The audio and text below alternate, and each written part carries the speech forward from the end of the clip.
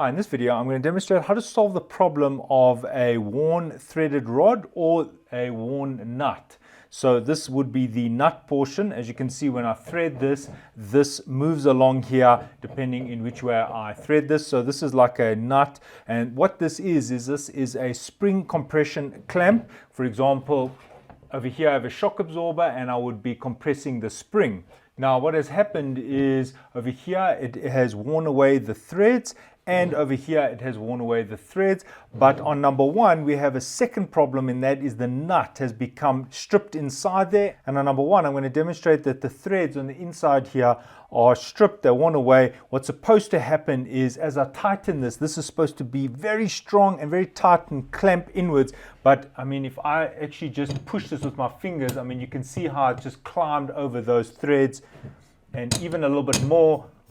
I've literally moved it that much just by pushing it with my fingers, and I could probably even get this off the threaded rod, and there we go. So you can see that the threads have become quite worn.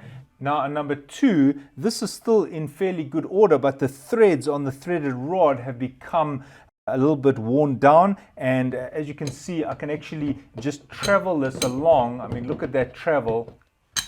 Yeah, so you can see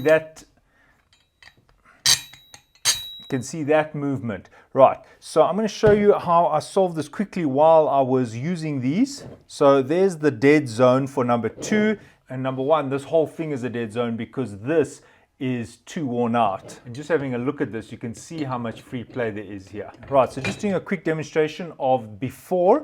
So I'm just going to tighten this.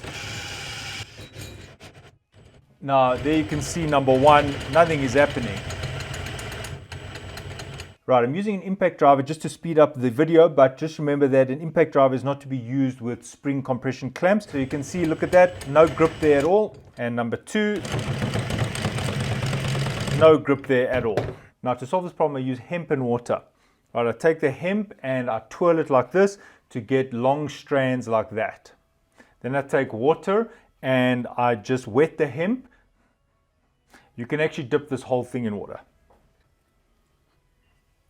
Right, now I'm going to wrap the threaded rod with the hemp. Now, if possible, try to wrap it in the same direction that you would turn this to tighten it. Right, so I'm just going to wrap this a few times. And I just take some more hemp. And depending on how badly worn this is, it depends on how much hemp I use. Now, in my case, it's quite badly worn, so I'm going to use quite a lot of hemp.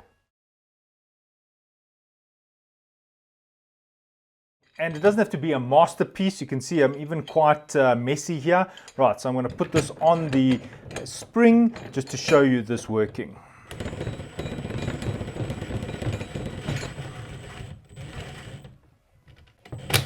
Right, so there you can see it's already getting tight. You don't need to put so much that it blocks it from turning, but here we go. I'm going to show you the spring and how it is able to compress this.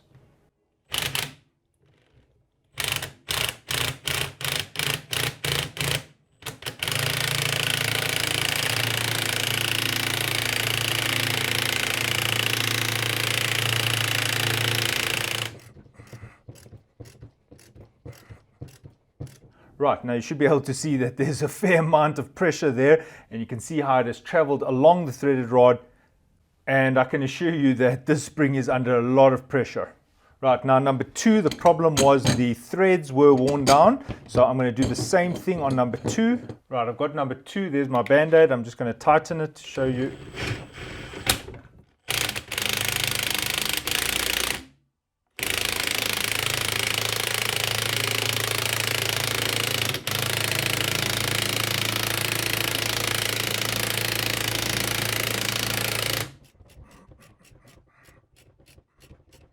Right, so there you can see it already moved a whole inch. This whole part was worn out. It's still got a lot of tension. I can still go a lot further here. On the other side, there you can see it's holding very well. It is already compressing this spring. This spring is under a lot of force. This helped me when I was in a bind. Hope it works for you. Thanks for watching, and cheers.